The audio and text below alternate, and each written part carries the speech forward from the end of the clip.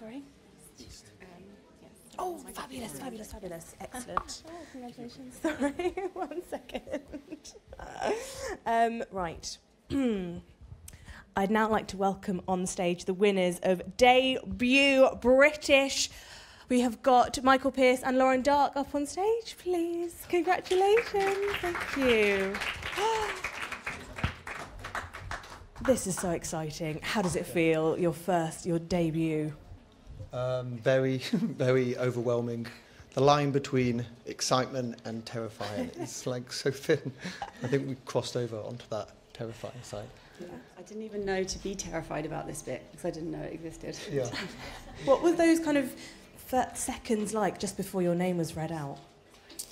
Can you remember them? No, it's just a blank. I haven't really calmed down still. Why did you want to get into filmmaking in the first place? It's funny your speech about your dad, and in a way, my dad had a similar aspiration and was a really big film fan himself. So there was a lot of film in my house growing up, and so I suppose it started very early for me.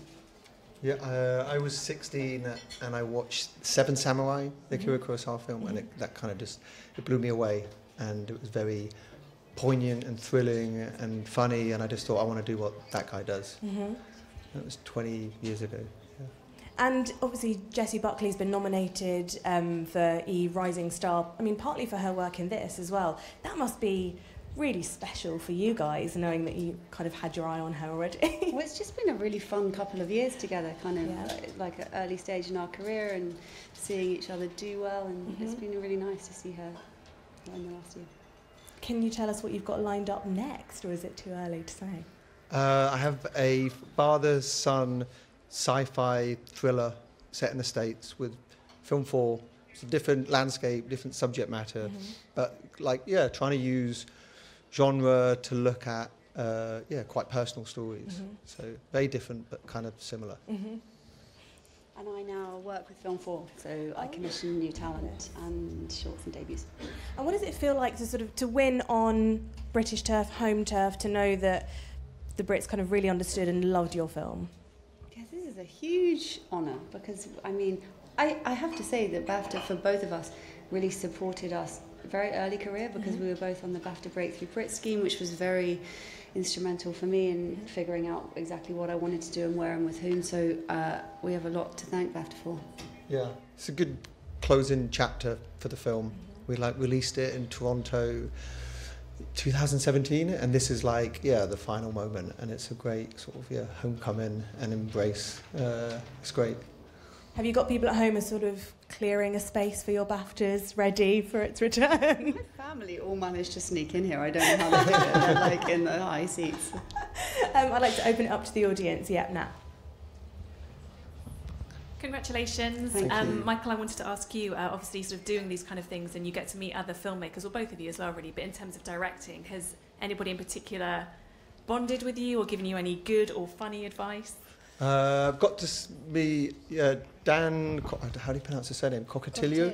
Yeah, Cocatillo. I'm going to say that confidently. Yeah, one of those. Quite a few places, festivals and awards, and he made a great film called Apostasy, and it's it's really, and also Leanne Wellman who did Pilly. It's really nice when you like the films of the people that, and you like them as people, and it just feels very supportive as an atmosphere as opposed to being a competitive one.